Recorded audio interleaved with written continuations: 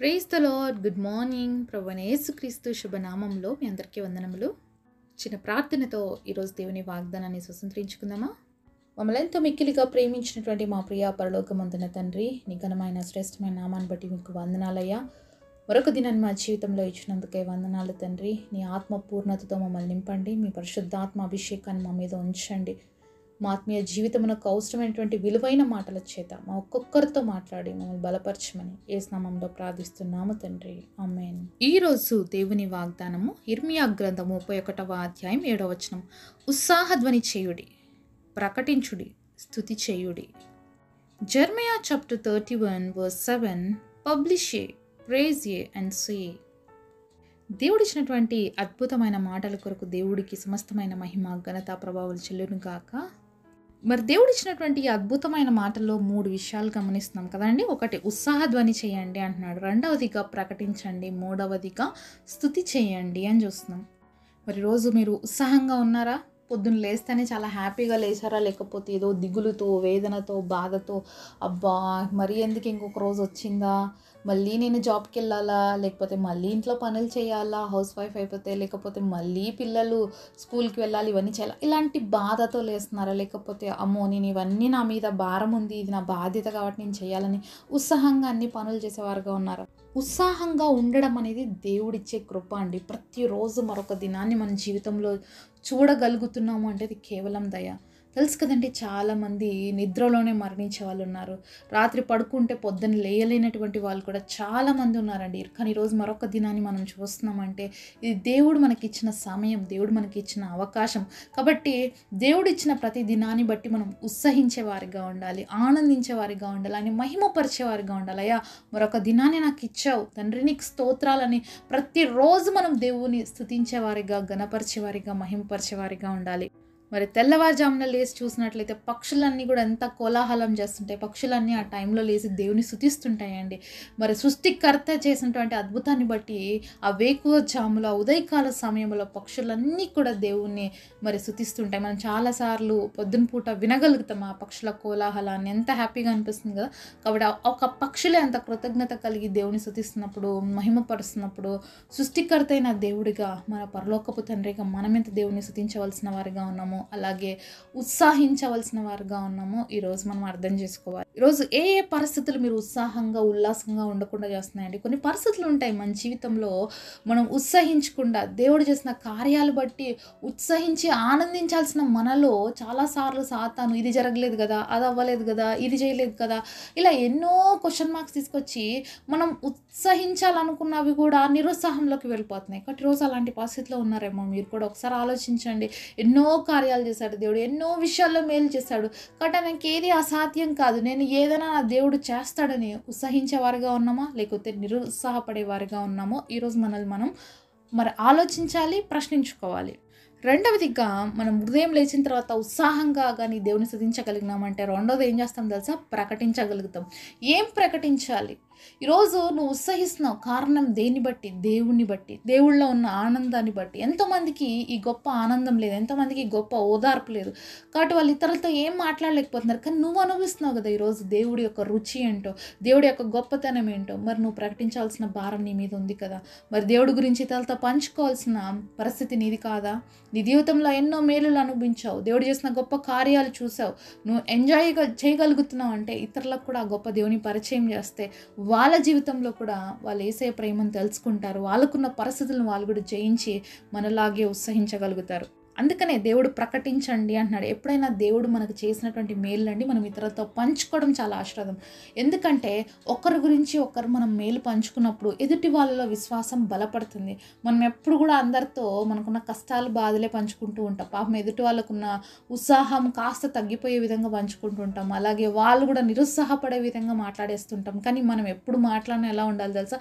దేవుడు నా జీవితంలో ఈ కార్యం చేసినాడు, తప్పకుండా మీ జీవితంలో కూడా చేస్తాడని ప్రకటించగలిగితేనండి ఎదుటి వాళ్ళ జీవితాలని కూడా మనం ఎంకరేజ్ చేసిన వాళ్ళం అవుతాం. మరి ఈరోజు మీరు ఉదయకాల సమయంలో ఎవరైనా కలుసుకుంటే దేవుడు మీ జీవితంలో ఏ ఏ మేలు చేశారో దయచేసి వాళ్ళతో పంచుకోండి. వాళ్ళ విశ్వాసాన్ని బలపరచండి. నా జీవితంలో చేసిన ఈ గొప్ప కార్యాలు దేవుడు నీ జీవితంలో కూడా చేస్తాడు, చెయ్యగలడు అని చెప్పే విధంగా మనము వాళ్ళతో పంచుకున్నప్పుడు వాళ్ళు కూడా ఆత్మీయంగా ముందడుగు వేయడానికి మనం సహాయకులం అవుతాము. వాళ్ళు కూడా బలపరచబడతారు దేవుళ్ళో, ఆత్మీయంగా వాళ్ళు కూడా ముందుకు సాగగలుగుతారు. ఇలా మనం ఉత్సాహంగా ఉండి ప్రకటించగలిగిన వారమైతే మూడవదిగా జరిగేది ఏం తెలుసా? స్తుతి. ఈరోజు నువ్వు ఉత్సాహంతో అలాగే ప్రకటించగలుగుతున్నట్లయితే అనేక మంది జీవితాలలో అనేక మంది నోట్లో ఏమంటుంది తెలుసా? దేవుని స్తుతించేవారుగా ఉంటారు. ఎలా ఉంటారు దేవుని స్తుతించేవారుగా అంటే, నువ్వు ఏ దేవునైతే పరిచయం చేసావో ఆ దేవుడు మరి అసమానుడైన దేవుడు. వాళ్ళ జీవితాల్లో కూడా అసాధ్యకరమైనటువంటి ప్రతి పరిస్థితిని సాధ్యం చేసినప్పుడు, వాళ్ళ జీవితాల్లో కోల్పోయిన సమస్తాన్ని వాళ్ళు రెండంతలుగా తిరిగి పొందుకున్నప్పుడు వాళ్ళలో ఉన్న ఉత్సాహం, వాళ్ళలో ఉన్న సంతోషాన్ని మనం పట్టుకోగలుగుతామా అండి? బేర్ చేయలేం కదా. అంత ఆనందముతో వాళ్ళు పంచుకుంటున్నప్పుడు మనము కూడా కలిసి దేవుణ్ణి స్తుతించేవారుగా ఉంటాం. స్తుతి ఏం చేస్తుందంటే పరిస్థితుల్ని మార్చేస్తుందండి.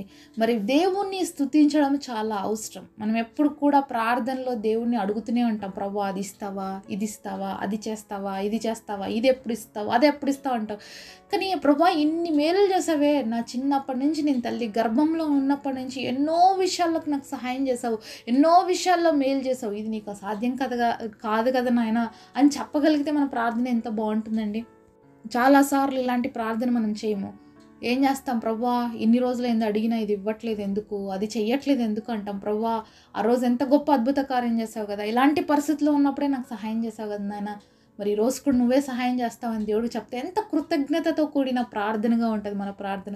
కాబట్టి మన ప్రార్థన అనేది దేవుణ్ణి స్తుతించే వారిగా ఉండాలండి. స్తుతి పరిస్థితుల్ని మారుస్తుంది, మన సిచ్యుయేషన్స్ని తారుమారు చేస్తుంది.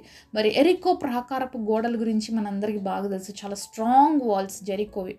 అయితే దేవుడు ఏం చెప్పినాడు, మీరందరూ కూడా 6 రోజులు మౌనంగా తిరుగుతూనే ఉండండి, కానీ 7వ రోజు మీరు ఉత్సహించండి, ఆర్భటించండి, స్తుతించండి, ఆ ఎరికో గోడలు పడిపోతాయి అని చెప్పాడు. లాజిక్గా ఆలోచిస్తే ఏమైనా సాధ్యమా అండి?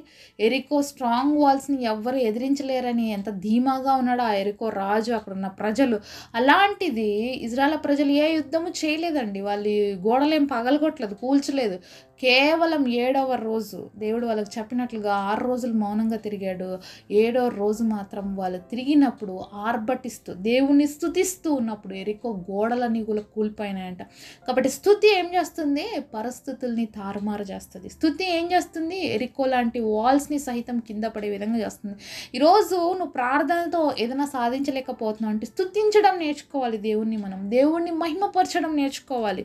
స్తుతి కేకల ద్వారా నీ ఎదుటి అడ్డుగా నిలబడినటువంటి ఎర్ర సముద్రం లాంటి పరిస్థితులు కావచ్చు, ఎరికో లాంటి మరి గోడలు కావచ్చు, ఏమైనా కావచ్చు, అవన్నీ కూడా దేవుడు క్రూరదోస్తాడు. అద్భుతమైన కార్యాలని జీవితంలో చూడగలుగుతాయి. ఇశ్రాయేలు ప్రజలు ఎంతో గొప్ప అద్భుతం చేస్తున్నారు. యుద్ధము చేయకనే, ఆ యొక్క వాల్స్ పడగొట్టకనే వాళ్ళు స్తుతిస్తూ ఉంటే, వాళ్ళు ఆర్భటిస్తుంటే ఆ ఎరికో వాల్స్ అన్ని అలాగే కూలిపోయినాయి అనమాట.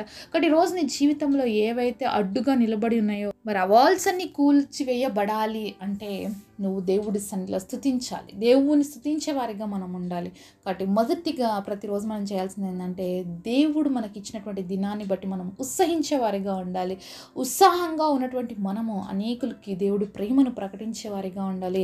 మూడవదిగా దేవుని స్తుతించే వారిగా ఉండాలి. నువ్వు ఇతరులతో పంచుకున్నప్పుడు వాళ్ళు నువ్వు కలిసి దేవుని స్తుతిస్తారు. కాబట్టి అదెంతో జాయ్ఫుల్గా ఉంటుంది మన హార్ట్స్లో, అలాగే వాళ్ళ హార్ట్స్లో. అంతేకాకుండా స్తుతి ద్వారా ఎరికో గోడలు కూల్చబడినట్లుగా ఈరోజు మీ జీవితాల్లో ఏవైతే కూల్చబడలేనటువంటి పరిస్థితులు ఉన్నాయో, తొలగకుండా మీ మార్గాలు అడ్డుగా ఉన్నాయో అన్నీ కూడా దేవుడు తీసేసి, దేవుడు తన మహా అద్భుతమైన కార్యాలు మన జీవితాల్లో చేయడానికి నిలబడి ఉన్నాడు. కాబట్టి మనం కూడా దేవుడి సన్నిధిలో ప్రార్థిద్దాము, అలాగే దేవుని స్తుతిద్దాము, అద్భుత కార్యాలు రిసీవ్ చేసుకుందాం. అట్టి కృప దేవుడు మనందరికీ దయచేయును గాక. పరిశుద్ధులైన తండ్రి, మీరు మాతో మాట్లాడిన ప్రతి మాట కొరకు వందనాలు చెల్లిస్తున్నాం తండ్రి. స్తుతి ద్వారా పరిస్థితులు మార్చుకోవచ్చు అని మాకు తెలియజేసావు తండ్రి. మేము ఇన్ని రోజులు స్తుతించకుండా చాలాసార్లు సొనిగేవారుగా గొనిగేవారుగా ఉన్నట్లయితే మమ్మల్ని క్షమించండి. ఈరోజు నుంచి మేము ఉత్సహించడానికి, నిన్ను ప్రకటించడానికి, స్తుతించడానికి మా అందరి మనసులు సిద్ధపరచమని నజరేయుడైన యేసు నామములో ప్రార్థిస్తున్నాము తండ్రి. ఆమేన్. ఈరోజు బర్త్డే అలాగే వెడ్డింగ్ యానివర్సరీ సెలబ్రేట్ చేసుకుంటున్న మీ అందరికీ కూడా wish you happy birthday and happy anniversary. God bless.